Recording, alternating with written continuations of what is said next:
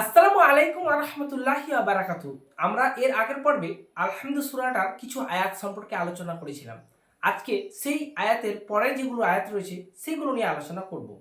আমাদের চ্যানেলটাকে সাবস্ক্রাইব করে না থাকলে প্লিজ সাবস্ক্রাইব করবেন। লাইক না দিয়ে থাকলে একটা তো লাইক দিতেই পারেন। আর আপনি আপনার কমেন্ট বক্সে অবশ্যই মতামত জানাবেন।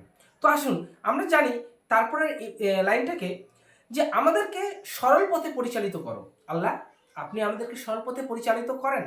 কারণ আল্লাহ ছাড়া কেউ আমাদের সরল পথে পরিচালিত করতে পারবে না। তাই বলছি, তাদের পথে যাদেরকে পুরস্কৃত করিয়াছো। আল্লাহ, তুমি আমাদেরকে সরল পথে পরিচালিত করো তাদের পথে যারা পুরস্কৃত পাইয়াছে। আমাদের নবীর পথে, আমাদের সাহাবী যেভাবে চলেছে আমরা সেভাবে যাতে চলতে পারি। তারপরে আয়াত কি বলছে আসুন শুনি। বলছে যারা পথ ভ্রষ্ট, যারা অভিশপ্ত, তাদের পথে নয়। দেখেন, আমাদের মুসলিমদের মধ্যেই অনেক আছে পাপিষ্ট, যিনি খারাপ কাজ করেন, যিনি সলাত আদায় করেন না। দেখেন, সলাত যদি আদায় না করেন আপনার মতন পাপিষ্ট আর কেউ নেই। আপনি শিরক করছেন, আপনি এত বড় একটা ভুল কাজ করছেন যে আপনি জানেন না, অজান্তে অথবা জানতে আপনি শিরক করে ফেলছেন।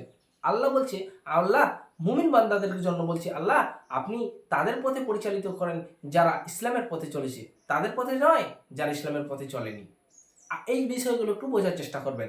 আজকে এতটুকুই আমরা আলোচনা করব, কিন্তু নেক্সট পর্বে আবার নতুন কোনো একটা ভিডিও, নতুন কোনো আয়াতের সাথে হাজির হব। আসসালামু আলাইকুম আ রহমতুল্লাহি আ বারাকাতুহু।